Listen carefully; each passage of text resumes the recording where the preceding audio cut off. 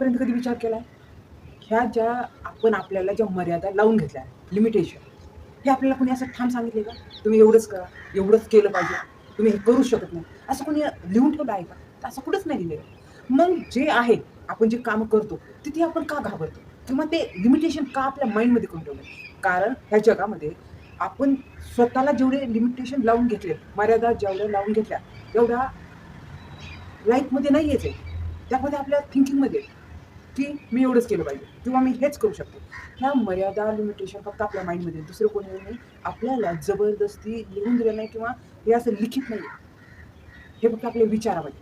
तुम्ही असा कधी विचार केलाय, की काही-काही गोष्टी काही-काही व्यक्तींनी केलेल्या आहेत आणि आपल्याला जर एखादी गोष्ट काही शिकायची आहे, तर लगेच आपल्याला लिमिटनेस येतं. नाही, एवढंच केलं पाहिजे, एवढंच झालं पाहिजे, एवढ्या वेळातच ते कंप्लीट झालं पाहिजे. म्हणजे जे काही आपण मर्यादा आपल्या स्वतःला दिल्या आहेत, त्या फक्त विचारात आहेत. प्रॅक्टिकल कृतीमध्ये तुम्ही करायला गेलात, तर लिमिटनेसच नाहीये. आपण लिमिट जे लावले, की आपण करू शकत नाही, हे नाहीये. खरं तर लिमिटनेस फक्त विचारामध्ये, कामामध्ये प्रॅक्टिकल नाही. आपण जर आपल्या स्वतःला एखाद्या कामाबद्दल जर डिसिजन घेतला आणि समोरून जर त्याचा नाकार आला, तर आपण काय ठरवतो, की नाही हे होऊच शकत नाही किंवा समोरच्या व्यक्तीकडून त्या गोष्टीचं आपल्याला डिसिजन आलाय, की तुम्ही हे करू शकत नाही. आपण तिथे थांबतो. पण काही-काही गोष्टी ह्या हिस्ट्रीमध्ये घडून गेल्यात, व्यक्तींनी त्या केल्यात. विश्वास नाही ना बसत. आता आपण जास्त उदाहरण घेण्याऐवजी आपण डायरेक्ट त्या उदाहरण घेऊ, की सुधा मूर्ती. ह्यांनी काय केलं, ज्यावेळेस ह्या आय-टी सेक्टरमध्ये जॉब करायचा होता, त्याच्या अगोदर कोणीच लेडीजनी आय-टी सेक्टरमध्ये जॉब केलेला नव्हता. त्यावेळेस अशा मर्यादा होत्या, की लेडीज इंजिनिअरिंग, आय-टीमध्ये काम करू शकत नाही. त्या नाईट ड्युटी करू शकत नाही. का? लेडीज फक्त घरकामासाठी आहे. ती फक्त डेच्या ड्युटी काम करू शकते. ती नाईट ड्युटी करू शकत नाही किंवा आय-टीमध्ये तर तिला परमिशनच नाही, असं होतं.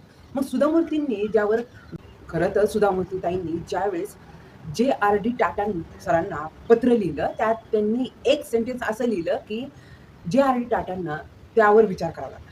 त्यांनी लिहिलं, की जे टॅलेंटेड पर्सन आहेत, त्यामध्ये लिंगचा भेदभाव केला जाऊ नये किंवा तो नसतो. हे जे सेंटेन्स आहे, ह्याच्यावरती सरांना विचार करावा लागला टाटा सरांना आणि मग त्यांनी त्यांचा इंटरव्ह्यू घेतला आणि त्यांना सिलेक्शन दिलं. म्हणजेच काय, की लिमिटनेस जे होतं, की इंजिनिअरिंग हे मुलींसाठी नसतं. तिथे सुधाताई मूर्तींनी एंट्री करून दिली. म्हणजेच त्यांनी त्या मर्यादा पार केल्या.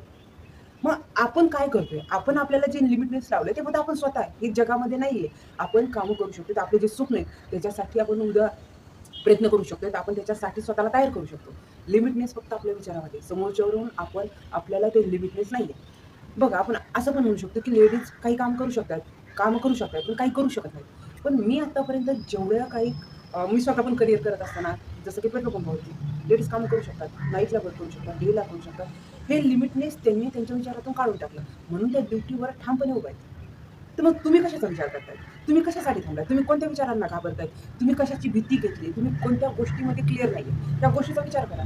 आणि जे काही तुम्ही विचारांना मर्यादा दिल्यात, की मी हे करू शकते, इथपर्यंत मी चालू शकते, पुढे चालू शकत नाही. असं जर विचारात तुम्ही असताल, तर तुम्ही क्लिअर करा ना, की माझ्या स्वप्नांसाठी मी कुणाची वाट बघते? मी कुणासाठी थांबले? असा विचार करा आणि स्वतःच्या स्वप्नांसाठी स्वतः उभं राहा. That's it.